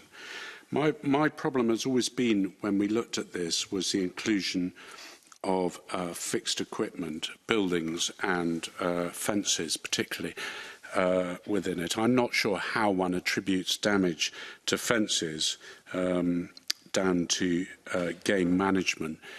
Deer, for example, if they're crossing a boundary fence, that fence, the boundary fence, usually in the form of a tenancy, falls to the landlord to maintain, so it's a responsibility for the landlord anyway. And under convention, it's a 50-50 split between the two landowners either side of the fence. That's the way it's always been done in my knowledge. Internal fences then become the issue relating to this, and my struggle with this, that if deer are moving, say, for an example, from Forestry Land Scotland over a boundary fence and then trash an internal fence. My problem is understanding why the landlord of the holding is responsible when it is clearly a failure on behalf of the neighbour to manage the deer within their holdings. So I struggle with that. I also struggle when it comes down to the definition of ditches. I've seen very little damage of ditches due to game in my career, probably in the short time that they've been moving all the way around Scotland. I've seen more damage down to beavers than actually to pheasants or deer. The other issue, I'm not sure I fully understand the reasons for removing game management, just purely on the principle. And maybe this proves where the committee is not just necessarily going along party lines, but looking at these things individually on the importance of it, which I think we've done throughout stage two. And I'll leave that comment for those who commented otherwise in the press. Yes, I will, yeah. Thank you for taking the intervention. You put the point to Meagle, asking whether he felt the laws were sufficient for, going off track and things. So from your experience, do you not feel that those laws are sufficient and actually need something on the bill? I think that my problem is that, for example, people managing deer may be using a track down the edge of a grass field constantly during the course of the winter, where it's particularly wet and muddy and causing damage to it. And that then means the tenant has to repair it either by disking it or whatever at the end of that period and rolling it. And that's game management. I think to take that to a civil claim makes it particularly difficult, whereas if you put it under this section, I can see some merit in that. But I'd like to explore that further with the Cabinet Secretary to make sure that we're getting the right area in that. And I think I'll just leave it there, but I'm not sure why buildings. I'm still struggling in my mind to work out how building is going to be damaged by a pheasant or a deer. But maybe the Cabinet Secretary can give me examples or tell me how a deer is going to damage a steel building. Hopefully I'll be able to shed light. Sorry, I should say Cabinet Secretary, and we come to you now. So you're quick off the blocks, Cabinet Secretary. Thank you very much, Convener. Hopefully I'll be able to address some of the points that have been raised in my response to the amendments that have been introduced for this group. So ultimately, in replying to Tim Eagle's amendments 290 to 296, they're intended to shift costs from the landlord to the tenant. So the tenant wouldn't be able to then claim compensation for damage caused by poor game management, and ultimately that's unfair. Now, the Tenant Farming Commissioner has already published a code of practice on the management of relationships between agricultural tenants and holders of sporting rights. There is already a lot of help and guidance for landowners, and I touched on that last week when we were discussing similar issues. But we know that poor practice persists. We're hearing that from stakeholders, and that's why the changes in the bill are as introduced and why they are important. Now, the tenant wouldn't be able to claim compensation for indirect damage under these amendments. That's unfair. They could claim for the damage to the crop, but not for further real costs that they have incurred. The tenant would not be able to claim compensation for damage to fixed equipment and habitats. Again, as we've touched on today, that's unfair. Fixed equipment, of course, includes many things that many of us would recognise as the fixtures and fittings of the holding, including dry stone dykes and fencing. Habitats includes the natural areas of the farm that the tenant is paid to maintain, and then they would have to pay to restore if there is damage to them by game. And the tenant wouldn't be able to claim compensation for damage to shelter belts either through these amendments. Of course, a shelter belt is part of the infrastructure of a holding and directly supports the running of the farm, either acting whether that's for windbreaks or to shelter livestock. But I think all of this comes back to, though, that any claim that is put forward, all of that has to be evidenced. The damage has to have led to loss or to injury. These are real costs that tenants suffer for reasons that are completely out with their control. And that's why I think it is only fair that they're compensated for all these matters, and that's what the bill seeks to do. I can see you looking at me, Convener, if you'd like to make an intervention. Yes, I wondered, Cabinet Secretary, if you're going to get to the part of answering the question where a landlord is being sought for compensation for, say, deer that are moving from somebody else's holding in the middle of the night and moving back to that other person's holding before daybreak. I don't understand how the landlord can be held responsible for that if they're not in a position to control the deer. I mean, I don't suppose, Cabinet Secretary, you're expecting landlords to sit up all night waiting for a deer to cross if it's causing damage to the crop, when it should be on the person who's from where the land come from, the deer have come from, that should be controlling them. Well, I think in relation to the control of deer, these are matters that are being dealt with and being considered through the Natural Environment Bill. And I think that's where matters in relation to control are considered. Whereas what we're dealing with here is the impact on the tenant and ultimately trying to ensure that the tenant is fairly compensated for damage that comes about through no fault of their own. Now, turning to Emma Harper's Amendment 524, it reverses a change made by the bill to clarify the law, and I don't believe it's necessary. A tenant who has a right to kill and take game doesn't require permission from the landlord to do so. They do not need to have a right and permission, which is the effect of this amendment. And Amendments 518 and 519 seek to take away the right of a landlord or tenant to refer a question about compensation to the Scottish Land Court, and instead there would be compulsory arbitration, which is unusual, and it would be left to ministers to make that work if they can through secondary legislation. I do appreciate the reasons behind these amendments, though, and why they've been introduced, and I agree that I think it would be helpful to consider these over the longer term about how alternative dispute resolution processes, such as arbitration, might help the tenant farming sector. But I think we really need to be able to explore those issues further with our wider stakeholders and have those discussions. So, so that's why I know that I mentioned last week that we'd be looking to consult on the powers of the Tenant Farming Commissioner. We'll be looking to add to that the theme of alternative dispute resolution so that we can tease this out more thoroughly. And with that, I would ask the member not to press her amendments today. Thank you. Tim Eagle, can I ask you to wind up and press or withdraw Amendment 290? I've got nothing further to add, Convener, and I'm not going to press 290. OK, Tim Eagle wishes to withdraw Amendment 290. Does anyone object to the amendment being withdrawn? No, no one objects. Therefore, I call Amendment 524 in the name of Emma Harper, already debated with Amendment 290. Emma Harper, to move or not move? I won't move, not move. Thank you. Call Amendment 291 in the name of Tim Eagle, already debated with Amendment 290. Tim Eagle, to move or not move? Not move. Call Amendment 292 in the name of Tim Eagle, already debated with Amendment 290. Tim Eagle, to move or not move? Move. Call Amendment 293 in the name of Tim Eagle, already debated with Amendment 290. Tim Eagle, to move or not move? Not move.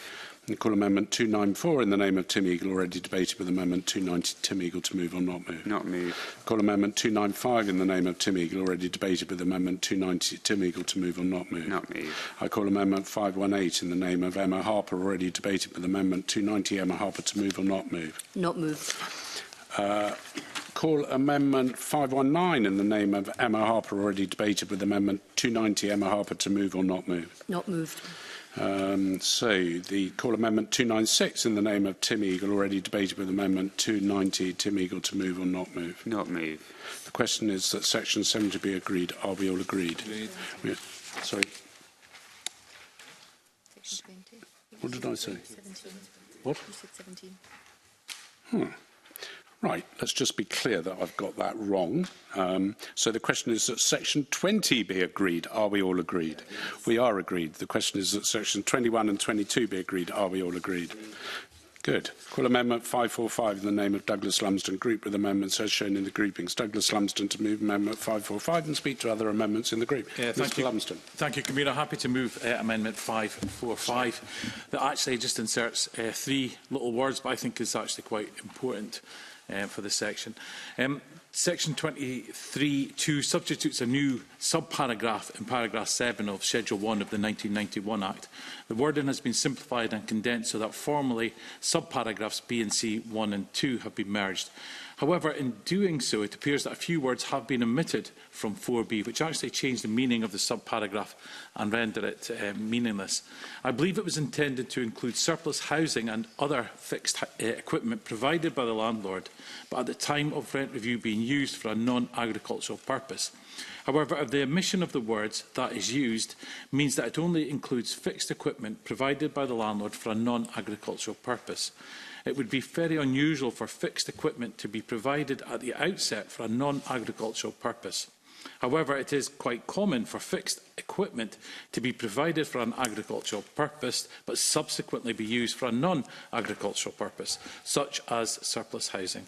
Without this amendment, the rent review provisions would not envisage rent accounting for houses that are surplus to the agricultural purpose of the farm, and that would be an inequitable position, where a tenant may have a house that they are getting benefit from, whether in monetary terms or in kind, for example, to provide low-rent housing for family members, but yet not accounting in rent to the landlord for that asset. It is essential for fairness and balance that these words are reinstated. Amendments 299A and B, which are amendments to the Amendment 299, also inserts a few words. Amendment 299 correctly carries over some of the wording for the current Section 13 of the 1991 Act to ensure that the rent review provisions in the bill are workable as identified in Stage 1 by various stakeholder groups. In carrying over the wording, again, it has been condensed, but in doing so, the omitted words change the meaning of what I believe was intended. It is correct that the Court shall disregard any increase in rental value which arises as a result of improvement work carried out at the tenant's expense. However, as it is drafted in Amendment 299, the effect would result in an unfair outcome for the landlord because the Land Court would have to disregard all of the increase in rental value, even where only part of the work was at the tenant's expense. Equally, it is accepted that the landlord would not benefit from any increase in rent resulting from grant-aided expense, but the current Section 13 only disregards that increase insofar as the work was grant-aided, which is fair. As drafted in the bill, all of the value would have to be disregarded, even if only part of it benefited from grant aid. This is inequitable outcome, and one I don't think could have been intended. And I will leave my remarks there. Thank you, Douglas. Cabinet Secretary, can you speak to Amendment 297 and any other amendments in the group? Cabinet Secretary. Thank you, Convener. In relation to 297 and 301 in my name, they reverse the language change made by the bill. I recognise there were concerns raised about that, and we replaced the word replacing the word similar with comparable. And that was a change that was supported by tenant farming stakeholders and was recommended by the Agricultural Law Association as well. Now, Amendments 298 and 302 amend the bill provisions to list the matters which should not be taken into account by the Land Court when fixing the rent for the holding. Again, stakeholders have asked for this as they consider that the equivalent provision in Section 13 of the 1991 Act, as now in force, is well understood by the sector. Amendments 299 and 303 amend the 1991 and 2003 Agricultural Holdings Acts by listing elements that the Land Court must have regard to when determining a fair rent for the holding. And the amendments make specific provision about the improvements that must be taken into account as part of a rent review and matters to be taken into account when rental value is reduced. These changes are supported by stakeholders who consider that they are necessary elements that enable the Court to determine a fair rent for a holding, and the amendments take account of the list of regards in Section 13 of the 1991 Act, which require to be taken into account when calculating rent. On Amendments 300 and 304, they update a cross-reference in the respective powers for Scottish ministers to make further provision and regulations in relation to matters which the Land Court is to consider, and failing to make that amendment would result in a misalignment of the process. Turning to Douglas Lumsden's amendments, first of all, 299A and 299B, They alter the wording of Amendment 299 in my name to use the exact wording from Section 13 in the 1991 Act. I don't think that they quite deliver the outcome that Douglas Lumsden is looking for, but I'm happy to give further consideration to that ahead of stage 3 if he's willing to have that discussion with me.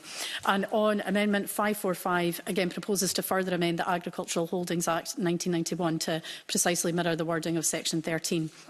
So this means that the Land Court would be required, when determining a fair rent for a 1991 Act agricultural tenancy, to have regard to the open market rental value of any fixed equipment provided by the landlord and used by the tenant for a non-agricultural purpose. I think there are some interesting points that are raised by this amendment, and again I hope that I can continue this discussion with Douglas Lumsden in advance of stage 3. Turning to Emma Harper's amendments 536 and 538, they amend the list of matters the Land Court must not have regard to when determining the fair rent of a holding for 1991 and 2003 Act tenancies by adding the term tenant being an occupation of the holding to that list. And I would ask the committee to support these amendments because it's important that tenants are not financially penalised by the very fact that they have a tenancy. And amendments 537 and 539 in Emma Harper's name require the Land Court to provide a list of comparable holdings that they've considered to both parties were considered when determining the rent for a holding for both the 1991 Act tenancies and 2003 Act tenancies. I don't think the amendments will deliver the intended outcome.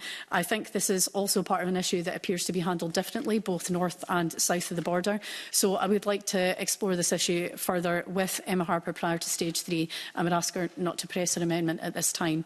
And in relation to the other amendments, 520 and 521, they seek to take away the rights of a landlord or tenant to refer a legal question about rent reviews to the Scottish Land Court, and proposing arbitration is to be used instead. Again, I completely appreciate the intent behind these amendments, but I think more development work is needed, including making sure that necessary rights of appeal are in place for ECHR purposes. And again, this is an issue that I would like to explore further with industry so we can get it right. So accordingly, for those reasons, I would ask Emma Harper not to press her amendments there. And then just lastly, in relation to Tim Eagle's amendment 541, it would in particular enable the landlord to require an increase in rent if an improvement required to be made in order for the landlord to comply with the duty conferred on them by any enactment. I do understand the issues faced by tenants and landlords when there's an increased regulatory burden, and that then results in an increased financial burden, but I think this amendment goes too far. A landlord who's breached a duty or is at risk of doing so shouldn't just, I think, simply be able to pass on the compliance costs to the tenant, and indeed the breach of duty might mean that the landlord is also in breach of the lease agreement. So I think this would potentially have to be an issue for future legislation so that we can look at this and scrutinise it appropriately. So again, I would ask the committee not to support that amendment. Thank you. Thank you, Cabinet Secretary. I now call on Emma Harper to speak to Amendment 536 and any other amendments in the group. Okay, thank you, Convener. I brought forward these amendments, number 536, 537, 538 and 539, to enable a more open and transparent rent review process. Currently, there is widespread use of rent being applied without knowing which other farm was used as the equivalent that was the proposed rent is based on, or indeed if there is another comparable farm that was used to assess the rent at all. This results in unnecessary delays and expense in agreeing rent and delays the outcome of rent reviews in terms of increase in rent for the occupier of the holding. I take on board what the Cabinet Secretary has said regarding 537 and 539, and happy to further consider what different form of wording would need to be used.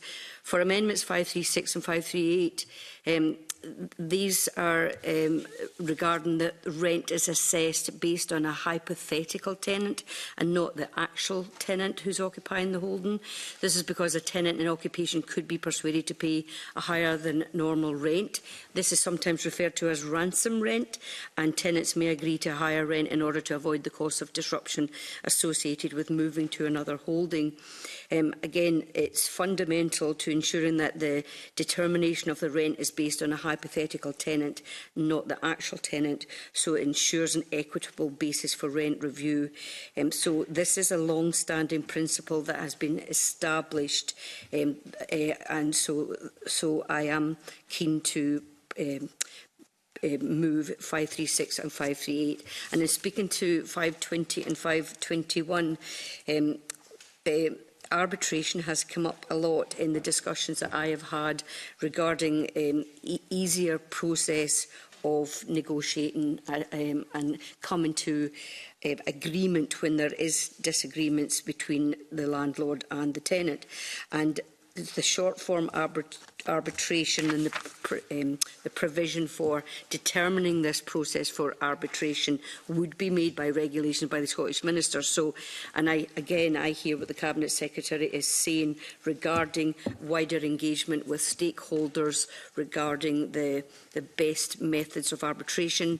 I am just keen that we support a more cost-effective, accessible and quicker dispute resolution mechanism. So I'm happy to I suppose, engage with the wider stakeholders and hear what they think and then come back again.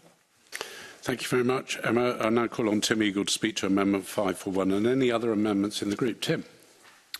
My Amendment 541 seeks to add a new subsection after Section 23. It looks to deal with situations where there could be an increase of rents following certain improvements by the landlord. It looks to modify the 1991 Act, where Section 15 of the 1991 Act currently deals with this matter. It notes that where the landlord of an agricultural holding has carried out an improvement on the holding under certain situations, e.g. at the request of or in agreement with the tenant, the rent of the holding can be increased. This amendment alters the conditions. It means that following an improvement made at the request of or in agreement with the tenant, a review can be done whether or not complying with the duty conferred on the tenant by another enactment. This amendment is largely designed to clarify the bill as drafted. Thank you very much. I don't think any other member wishes to speak, so I'm going to call Douglas Lumsden to wind up and push or withdraw Amendment 545. Douglas. Yeah, thank you. Not much to add, Convener. Obviously, rent reviews is quite an important part of this this bill, and one that I'd imagine will be quite contentious. So I'm actually pleased to hear from the Cabinet Secretary that she's willing to work on many of these amendments that were coming forward, so I won't be pushing mine.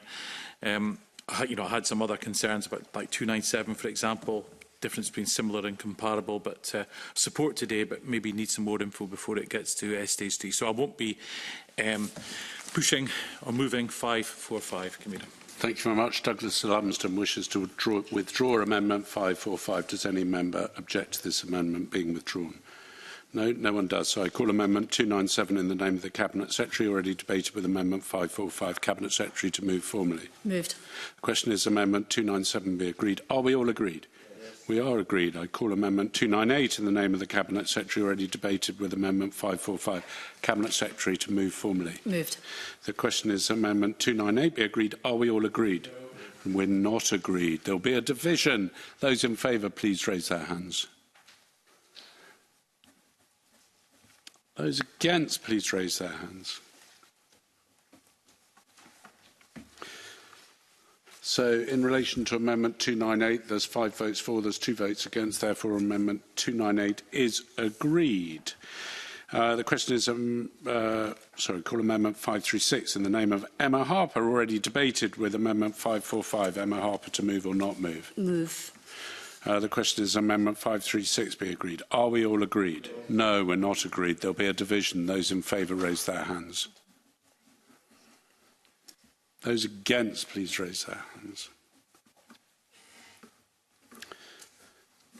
So, in relation to Amendment 536, there's 5 votes for, there's 2 votes against. Therefore, Amendment 536 is agreed. I call Amendment 537 in the name of Emma Harper, already debated with Amendment 545. Emma Harper to move or not move? Not move. I call Amendment 299 in the name of the Cabinet Secretary, already debated with Amendment 545. Cabinet Secretary to move formally. Moved. The question, no.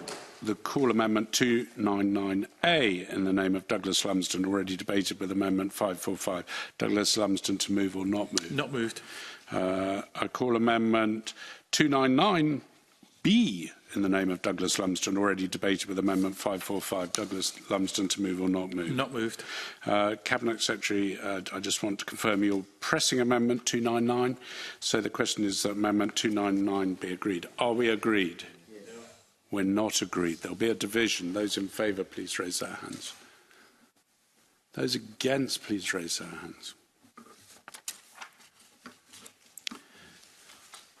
So in relation to Amendment 299, there's 5 votes for, there's 2 votes against, therefore the amendment is agreed.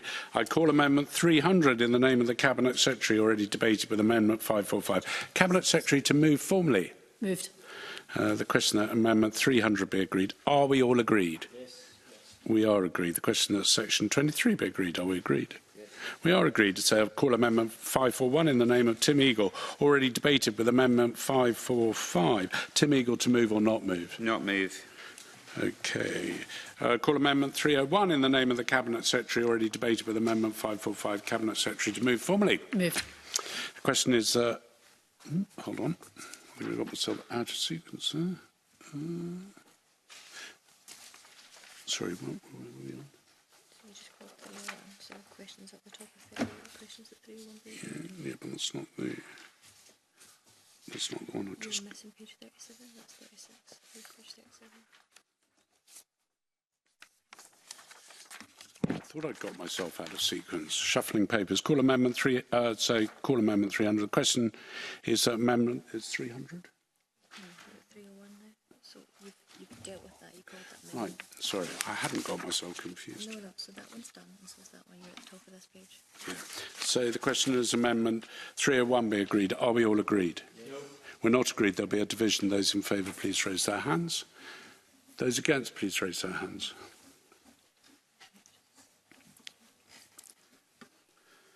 So in relation to Amendment 301, there's 5 votes for, there's 2 votes against, therefore Amendment 301 is agreed. I call Amendment 302 in the name of the Cabinet Secretary, already debated with Amendment 545. Cabinet Secretary to move formally. Moved. The question is Amendment 302 be agreed. Are we all agreed? No, we're not agreed. There'll be a division. Those in favour, please raise their hands. Those against, please raise their hands. In relation to Amendment 302, there's 5 votes for, there's 2 votes against. Therefore, the amendment is agreed. I call Amendment 538 in the name of Emma Harper, already debated with Amendment 545. Emma Harper to move or not move? Move. The question is Amendment 538 be agreed. Are we all agreed? No, we're not. There'll be a division. Those in favour, please raise their hands. Those against, please raise their hands.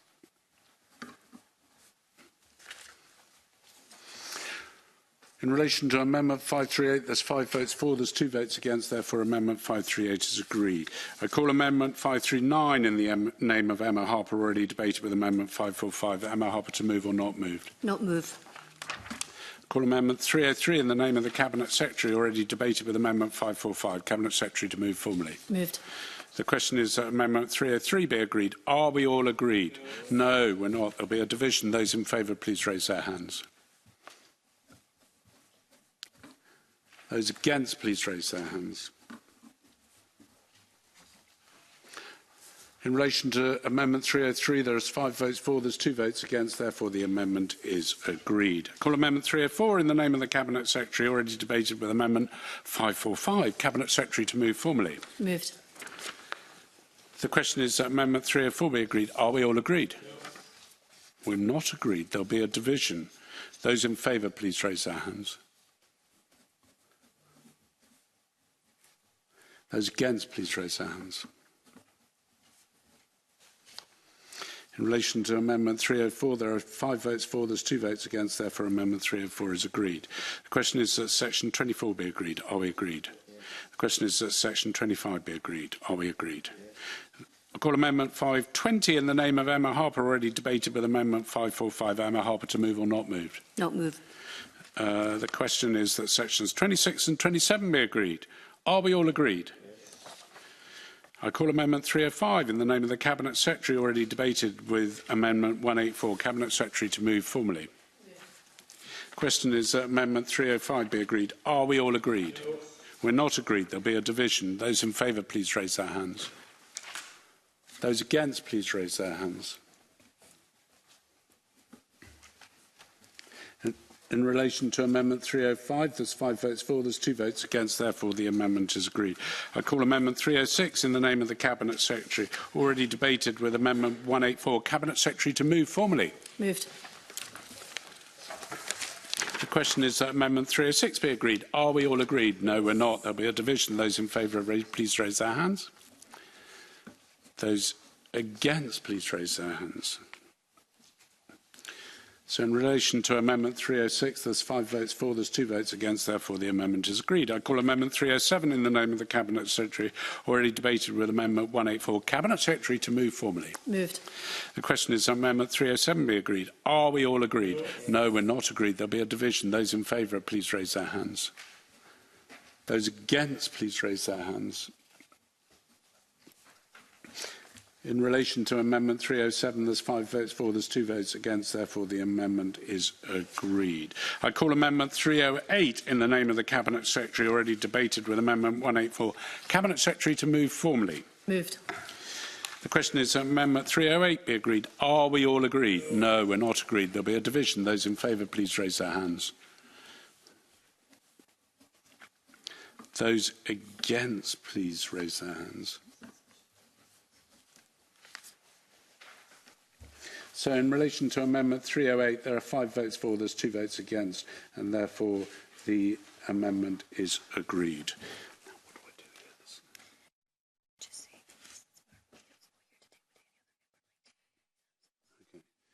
So in relation to Amendment 383, Martin Whitfield isn't present. It's already been debated. I'm going to ask if any member wishes to move this amendment. As no member wishes to move this amendment, the amendment is withdrawn. Not moved. So that, in relation to Amendment 304, again, this has already been debated, and it was an amendment by Martin Whitfield. Does anyone wish to move the amendment? So the amendment is not moved. So that's the same in Amendment 385 in the name of Martin Whitfield. It's already been debated. Does anyone wish to move this amendment? No, the amendment's not moved. So I call Amendment 503 in the name of Monica Lennon, already debated with Amendment 182. Monica Lennon, to move or not move? Not moved. Thank you.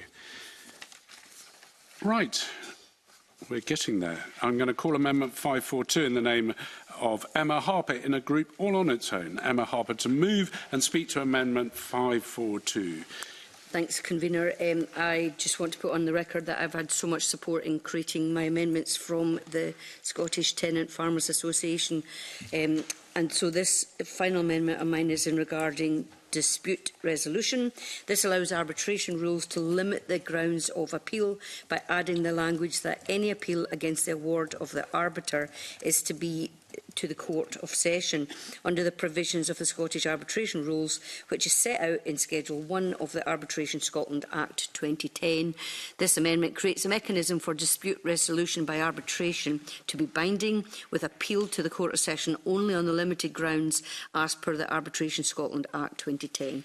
So I'm conscious of time, Convener, so therefore I will stop there. Okay. Does any other member wish to speak in this? I wonder if I could ask, my concern with going to the Court of Session is the incredible costs relating to it, which then questions how one actually can appeal. So if the arbitration is such that the only terms that you can appeal about the arbitration is the fact of whether the arbiter has been correctly appointed, your final backstop is the Court of Session, and I'm unclear, and perhaps a member when she winds up can make clear what costs this will involve should anyone wish to challenge the arbitration. So on that basis, I'm going to move to the Cabinet Secretary to hear what she has to say. Cabinet Secretary. Thank you very much, Convener. Again, as we've touched on this in previous groupings in 37 and 38 as well, I absolutely appreciate why Emma Harper has brought forward this amendment and why we should be looking to encourage arbitration for some disputes. But I think there needs to be that space for alternative dispute more generally. Although this amendment focuses on arbitration, I think there are other methods and other tools there that can be looked to. But there are also technical issues with this amendment, given that parts of the Arbitration Scotland Act 2010 have yet to be commenced. In part because of the challenges of making arbitration work for statutory disputes.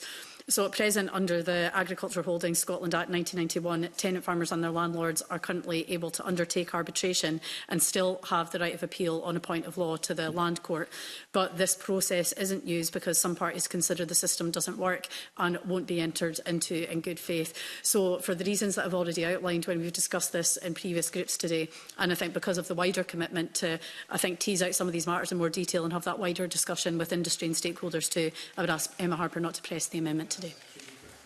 I have concluded my questions, but I'm happy to take a point from Mark Ruskell. Appreciate that at the close of this session, a very long stage too. But I think what I've seen throughout this morning has been a range of amendments that have come forward, you know, partly from the SFTA, partly from other stakeholders.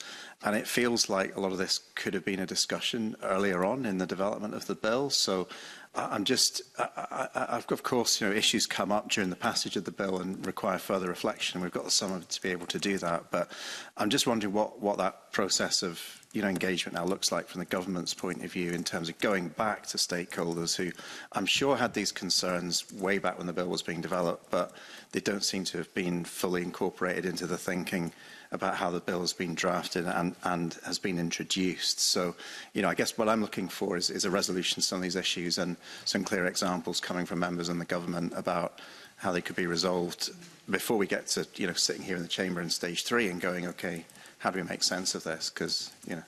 No, I absolutely appreciate that, and I think the reason we were discussing some of these is because they're not necessarily issues that are easy to resolve, and some issues, and not just in relation to this, but have been under discussion for quite some time. I think what I am keen to do, though, I mean, notwithstanding, I think some of the particular issues with the amendment as it is, that's why I really wanted to make that commitment to have that wider discussion, engagement and consultation, because there are issues with in relation to the piece of legislation that's referred to here. Some pieces haven't been commenced, and we want to ultimately make sure that we're getting this right for everybody that's going to be involved in that process as well, which I think that wider engagement and consultation is going to be so important. Thank you very much, Cabinet Secretary. I'm going to ask Emma Harper to wind up and press or withdraw Amendment 542. Thank you, Convener. So just in listening to everybody, and I understand what Mark Ruskell is saying and about how when I was approached to engage regarding the amendments in particular about arbitration, the issue of cost came up often, and timeliness and of resolving any disputes. And I think what the Cabinet Secretary is proposing is that wider engagement needs to take place so that we can have an improved process for arbitration, for helping support dispute resolution. And so I'm quite happy not to move this amendment so that we can go back and do some work and find out how this is going to be more widely engaged with stakeholders so that we can improve the processes. So Emma Harper wishes to withdraw Amendment 542. Does any member wish to object to this? Sorry, does anyone wish to object to this amendment being withdrawn? No one does, therefore the amendment is withdrawn.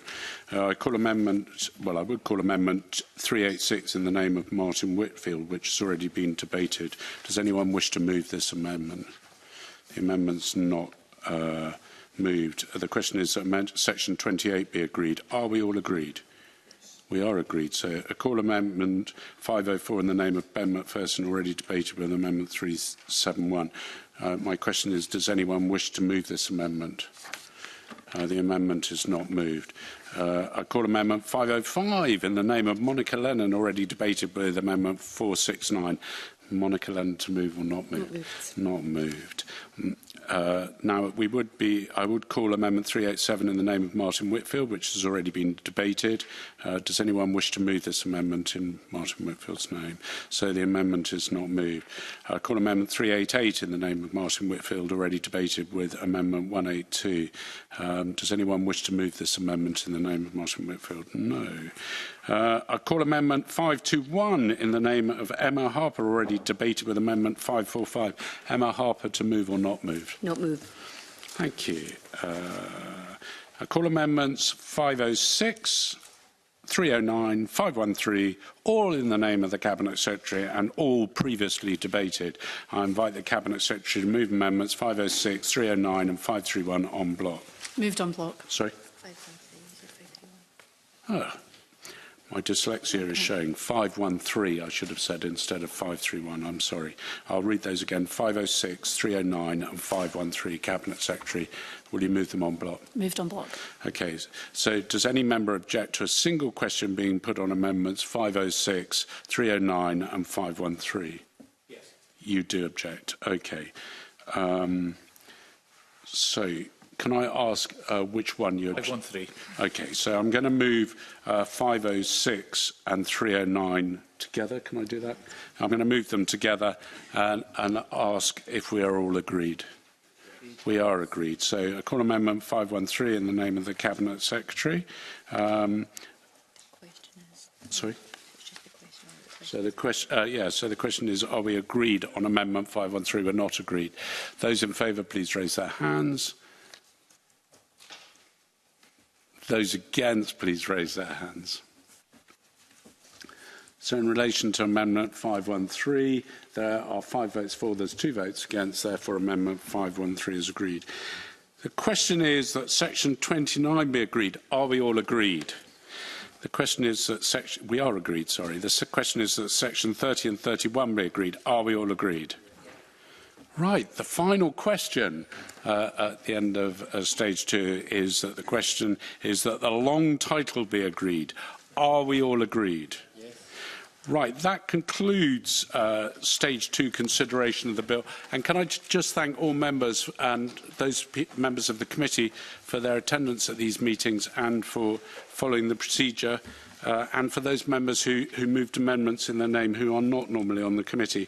I pity the Cabinet Secretary, if I can say that, for all the agreements that you've made to meet with members during the summer. I'm not sure you're going to get a summer holiday, but I wish you well in that process before the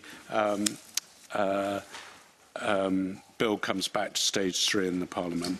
And we'll now move into private session. Thank you very much.